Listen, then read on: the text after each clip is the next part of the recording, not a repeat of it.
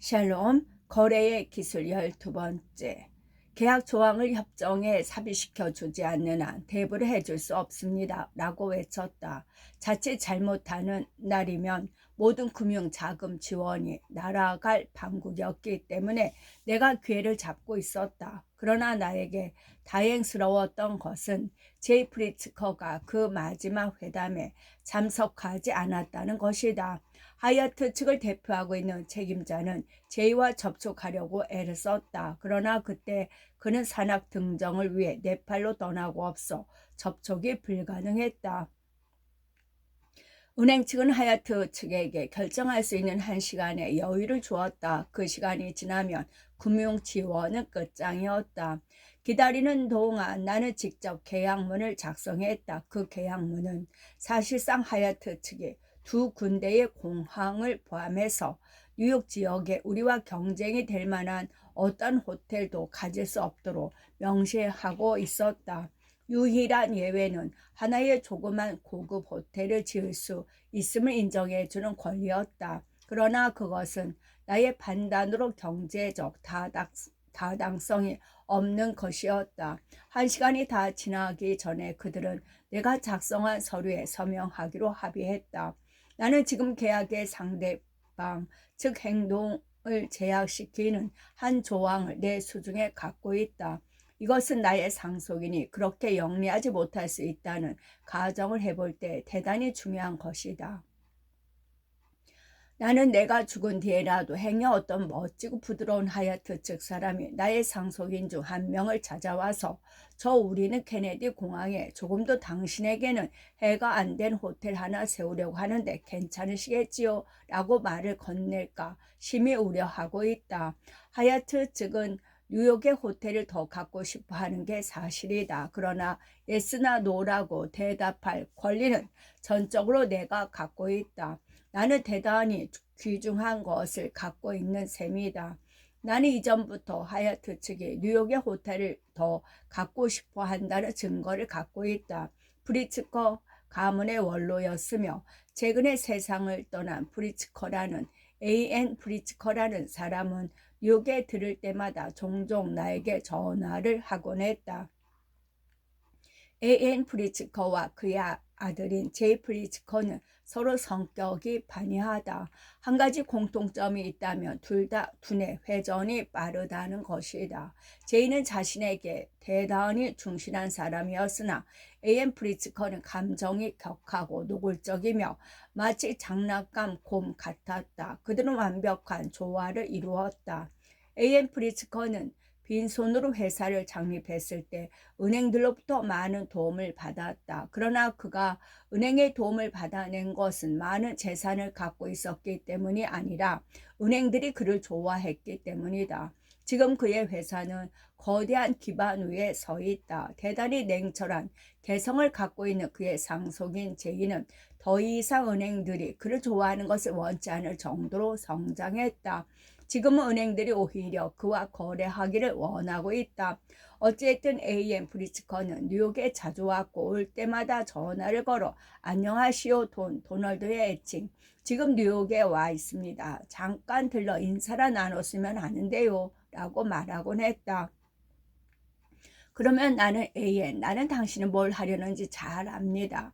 뉴욕 어디에다 새 호텔을 하나 짓고 싶은 거죠? 라고 대꾸했다. 그러면 그는 또 그렇게 해주시면 좋겠습니다. 왜냐하면 그것은 당신을 해롭게 하지는 않을 겁니다. 오히려 그것은 우리에게 이로운 것이고 모든 사람에게 이로운 일입니다. 라고 말했다. 그리고 난 뒤에도 애니 계속 그 문제를 거론할 경우 나는 화제를 바꿔버리곤 했다. 왜냐하면 나는 그를 대단히 좋아했기 때문에 직접 대놓고 그에게 노라고 말할 자신이 없었다. 내가 그렇게까지 생각해주는 사람은 매우 드물다. A에는 1986년에 죽었는데 시카고에서 그의 장례식에 있던 날 나는 사무실에서 사업상 대단히 중요한 상담을 갖기로 되어 있었다. 그 상담은 내가 무척 바라던 것이었고 몇 개월 동안이나 준비를 해온 것이었다. 상담에 참석기로 한 사람들이 속속 도처에서 날아들었다. 그러나 나는 시카고로 가기 위해 그 상담을 취소했다. 결국 그 상담을 할 수 없었던 것은 물론이다. 그러나 나는 후회하지 않는다. 살다 보면 우리는 어떤 대가를 바라서가 아니라 존경하고 싶은 사람들을 몇 명 만나게 된다. 하야츠 측과 나와의 동업 관계가 그처럼 강하게 지속될 수 있었던 것은 결국 내가 A.M. 프리츠커에게 항상 애정을 느꼈기 때문이다. 물론 그랜드 하얏트가 대단히 성공적이었다는 이유도 있었겠지만 제7장 트럼프 타워 우리는 환상을 팔고 있다. 프랭클린 자먼과 만난 것은 불행의 시작이었다. 1971년 내가 맨해튼에 사무실을 얻어놓고 거리를 둘러보았을 때 보니티 텔러가 들어있는 11층 건물에 내 관심을 끌었다. 그 건물은 5번로 57번가에 있었는데 그 위치도 위치지만 넓은 대지가 마음에 들었다. 그 위치와 면적으로 뉴욕시에서 가장 값진 부동산이 될 만했다. 최상의 위치에 제대 건물을 세울 가능성이 있었던 것이다. 본위트는 제네스코사의 소유였다. 제네스코사는 1950년대 후반 맥시 자문이 설립한 회사로 그는 이 회사를 대기업으로 키웠다. 처음 맥시는 선발 회사로 출발했는데 그 후 다른 신발 회사를 사들이기 시작해 피터니 헨리 벤델 그리고 보니티 텔러 등을 소유하면서 점차 소매점으로 손을 뻗쳐나갔다. 그러나 1970년대 중반 맥시와 그의 아들 사이에 싸움이 일어났다. 그들 부자는 나름대로 고집 있는 사람들로 모두 자신이 경영권을 잡길 원했다. 싸움은 격렬해져서 그들 부자는 주주총회에서 서로 치고받는 지경에까지 이르렀다. 나는 아버지와 사이가 좋았기 때문에 그것이 믿기지 않았으나 결국 프랭클린이 자신의 아버지를 밀어내고 경영권을 장악했다. 그래서 1975년 보니트에 대해 상담하려고 내가 전화한 상대가 프랭클린이 되었던 것이다. 그때까지 나는 아무 실적도 올리지 못했다. 나는 그랜드 하얏트 호텔 문제로 애쓰는 한편 내 컨벤션 부지에 대해 싸우고 있는 중이었으나 어떤 것도 마무리된 것이 없었다. 어떤 이유에서인지 프랭클린 지머는 기꺼이 나를 만나 주었다. 나는 그를 만나자마자 단도직입적으로 보니트 텔러와 그 건물을 사고 싶다고 말했다. 이것이 팔리기 어렵다는 것을 알고 있었기 때문에 좀 더 좋은 조건을 제시하려고 애썼다. 그가 상점문을 열 수 있도록 하겠다고 제안했다. 그것은 실현 가망성이 없는 제안이었으나 나는 아무튼 그곳을 차지하기 위해 모든 방법을 동원했던 것이다. 그러나 프랭클린은 내 말을 터무니없는 것으로 여기고 있었다. 내가 말을 마치자 그는 정중하게 그러나 매우 단호하게 말했다. 이 값진 땅을 우리가 팔 것이라고 생각한다면 미친 사람이지요. 악수를 나누고 그곳을 떠나면서 나는 어느 누구도 이 땅을 살 수 없을 것이라고 생각했다. 그것은 이미 결정난 것이나 다름없었다. 그렇다고 나는 포기하지 않았다. 프랭클린 자문에게 편지를 쓰기 시작했다. 처음에는 나를 만나준 데 대한 감사의 편지를 썼고 2달 후에 다시 편지를 보내 나의 제의를 고려해보지 않겠느냐고 물었다. 그러나 답장을 받지 못한 채 몇 달이 흘러갔고 나는 다시 그를 방문하고 싶다는 편지를 보냈다. 좀 더 시간이 흐른 다음 나는 또 편지를 써서 거래를 성사시킬 만한 새로운 방법을 제안했다. 나는 완전히 기가 꺾인 상태에서도 어떤 일이건 집요하게 물고 늘어졌는데 그것은 굽힐지 모르는 인내가 성공과 실패를 결정짓는 일이 많기 때문이다. 그러나 이 경우에서만은 프랭클린 자머는 자신의 본 위치로부터 움직일 줄 몰랐다. 그러나 모든 일이 그렇듯이 내가 쓴 편지들이 점차 효과를 나타냈다. 내가 존 프랭클린을 본 지 3년이 지났을 무렵 제네스코는 매우 심각한 재정적 어려움을 겪기 시작했다. 처음에 나는 그것에 대해 별로 관심을 기울이지 않았다. 그러나 1978년 6월 어느 날 저녁 우연히 비즈니스 위크지에 실린 제네스코의 경영 변화에 대한 기사를 읽게 됐다. 제네스코가 파산 선고로부터 구하려는 은행들은 재고 업무 집행자가 그 책임을 맡아야 한다고 주장했다. 그 사람이 바로 존 해니건이었는데 다재다능한 인물이었다. 그는 막 물거품이 될 뻔했던 AMF 불운 수익 사활을 파산으로부터 구한 참이었다. 그의 특기는 이른바 가지치기였는데 그것은 회사들을 해체시키는 방법이었다. 즉 회사의 자산을 팔아치워 빚을 갚고 은행과 관계를 정산하는 것이다. 해니건과 같은 사람에게서 나타나는 특징은 회사 직원이나 성품에 대해 아무런 애착 없이 회사를 상대한다는 점이다. 따라서 그는 무자비하게 일을 처리하는데 조금의 거리낌도 없었다. 그는 강인하고 영리하며 철저히 결과지향적인 사람이었다. 기사를 읽은 다음 날 아침 9시 정각 나는 제네스코에게 전화를 걸어 해니건과 통화했다. 그는 이제 막 새로 맡게 된 일을 시작하고 있었는데 놀랍게도 다음과 같이 말했다. 당신이 무슨 용건으로 전화했는지 알겠습니다. 알고 있다고요? 물론입니다. 당신이 바로 보니트 텔러를 사고 싶다고 그 많은 편지를 보낸 사람 아닙니까? 언제 오시겠습니까? 가능한 한 빠를수록 좋습니다. 30분 안으로 오실 수 있습니까? 거래라는 것은 시간이 맞아 떨어져야 한다는 것을 보여주는 예였다. 다른 사람이 나보다 몇 주 혹은 며칠만 먼저 전화를 걸었어도 모든 일은 완전히 다르게 돌아갔을 것이다. 나는 그에게 곧 달려가 얘기를 나누었다. 회사가 현금을 몹시 긴급히 필요로 한다는 것은 분명했다. 또 그는 보니트건 다른 어떤 것이건 회사의 자산을 판다는데 조금도 주저하지 않았다. 그것은 마치 영과 판매와 같았다. 나는 자리에서 일어서면서 지금 이 거래를 빨리 성사시킬 수 있는 기회라는 데 생각을 굳혔다. 그러나 그 후 예기치 않는 일이 벌어졌다. 잭 해니건이 갑자기 나의 전화를 받지 않겠다고 한 것이다. 다음 며칠간 계속 10대 번이나 전화를 했지만 한 번도 통화할 수가 없었다. 나는 다른 구매자가 나타났다고 판단하고 어떤 경우든 골치 아픈 일이라고 생각했다. 나는 루이스 션사인에게 전화를 걸어 그녀의 친구인 마릴린 에번스에게 다리 좀 놔달라고 부탁했다. 마릴린의 남편 데이비드는 신발 회사를 갖고 있었는데 몇 년 전 제네스코에게 팔았던 것이다. 그는 제네스코의 막강한 주주였고 따라서 제네스코에게 영향력을 행사하고 있었다. 그들 부부는 나 대신 해니건에게 전화를 걸어 말을 해주었고 해니건은 곧 나에게 전화를 걸어왔다. 왜 이제까지 지체되었는지 알아낼 수는 없었으나 해니건은 다시 한번 만나자고 제안했다. 이번에는 내 개인 변호사 제리 슈레이저를 동행하여 거래를 성사시킬 수 있었다. 일은 간단했다.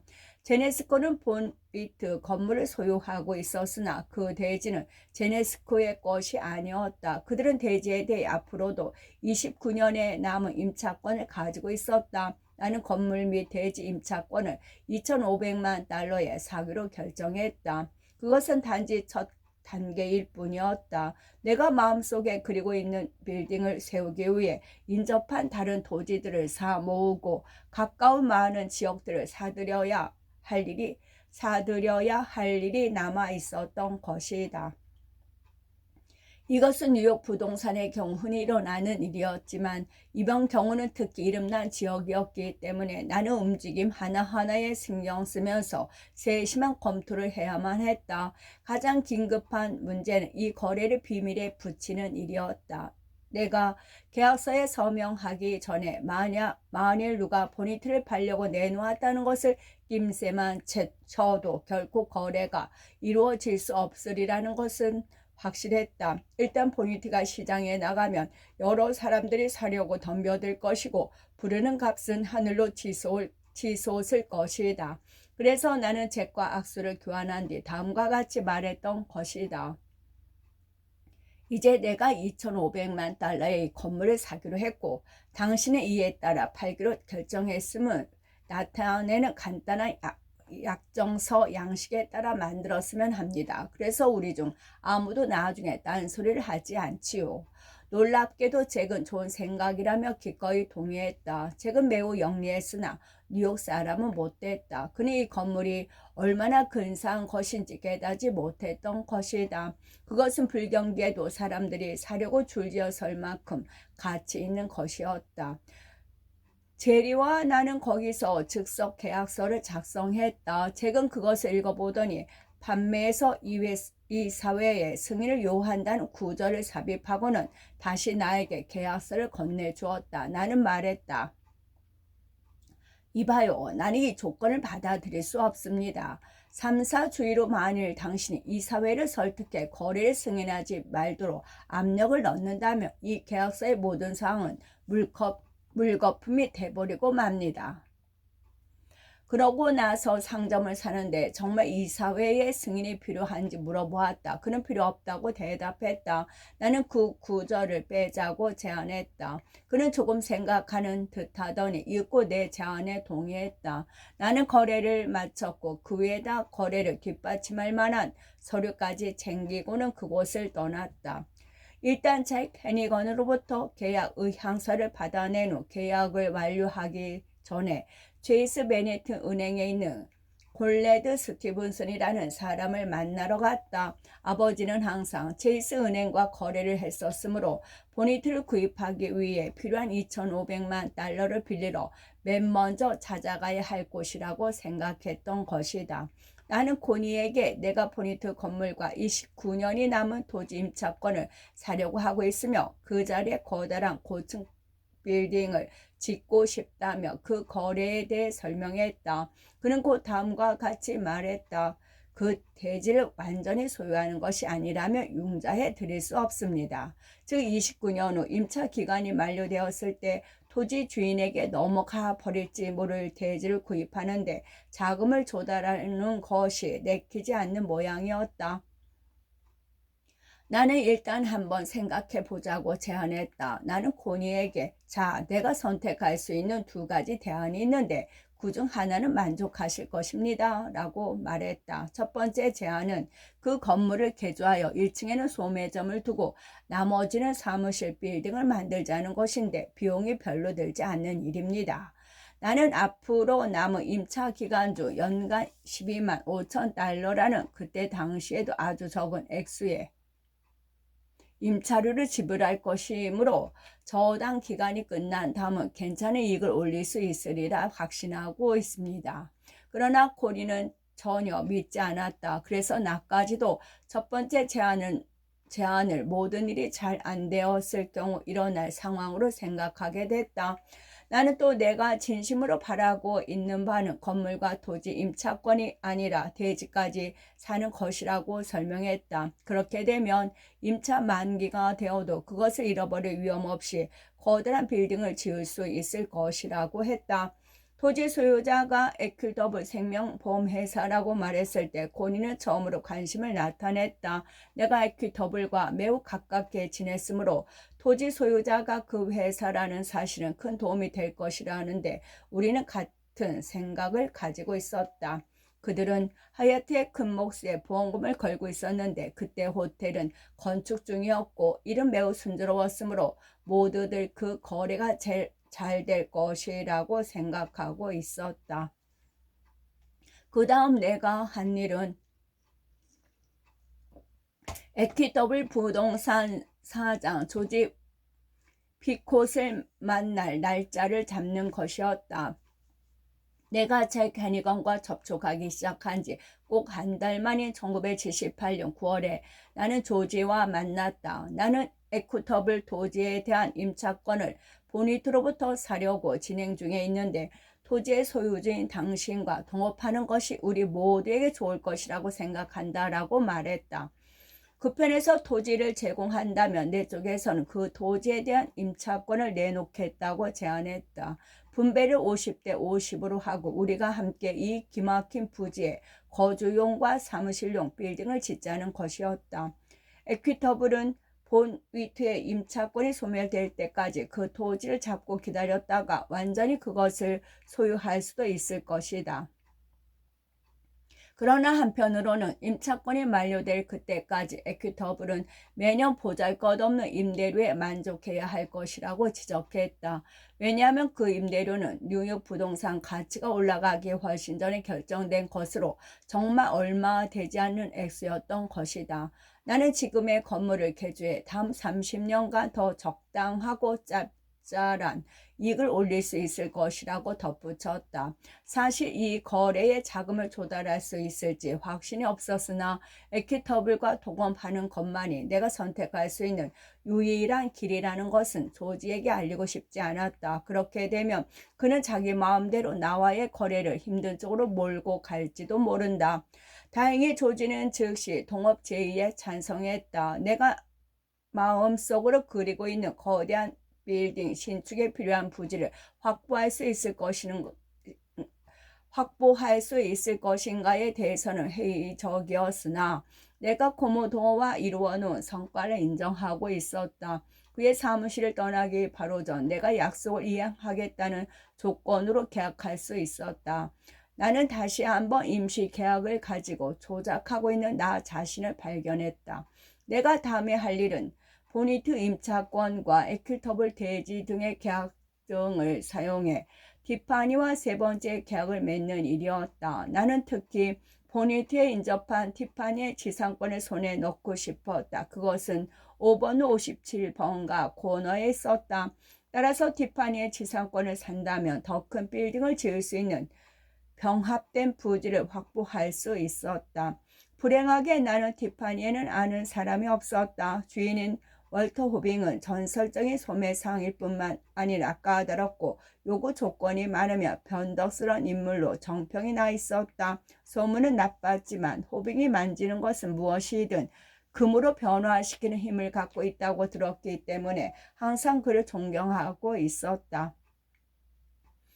호빙이 로드 앤드 테일러를 운행했을 때 그것은 최고였고 그가 보니터 테일러를 맞아 운영하게 되자 역시 보니터 테일러도 최고가 되었다. 또한 호빙이 티파니를 경영하는 한 티파니도 최고인 것이 분명했다. 나는 호빙을 파티에서 여러 번 보았는데 그는 머리가 하얗게 센 귀족적인 스타일의 신사였다. 그의 매너에는 흠 하나 없었고 깔끔하게 재단된 양복을 입고 있었다. 만일 티파니 회장에 관한 영화를 찍는다면 월터 호빙이야말로 그 역할을 맡아야 할 인물이었다. 나는 단도직입적으로 나가기로 결심했다. 호빙에게 전화를 걸어 나 자신을 소개했다. 나는 정중하고 예의 바르게 용건을 말했다. 그는 나를 만나고 싶다고 말했다. 그때 데스 스쿠프는 내가 티파니의 지상권을 얻지 못할 경우에 그것을 대체할 빌딩 모델까지 완성해 놓고 있었다. 나는 이 두 모델을 가지고 그를 만나러 갔다. 나는 당신의 티파니의 지상권을 사고 싶습니다. 당신도 매우 만족할 만한 더 좋은 빌딩을 신축할 수 있습니다. 나에게 지상권을 팔아야만 당신은 티파니를 영원히 보존할 수 있습니다. 아무도 그 건물 위로 빌딩을 짓지 못하기 때문에 누구도 그것을 허물어 드릴 수 없을 것입니다.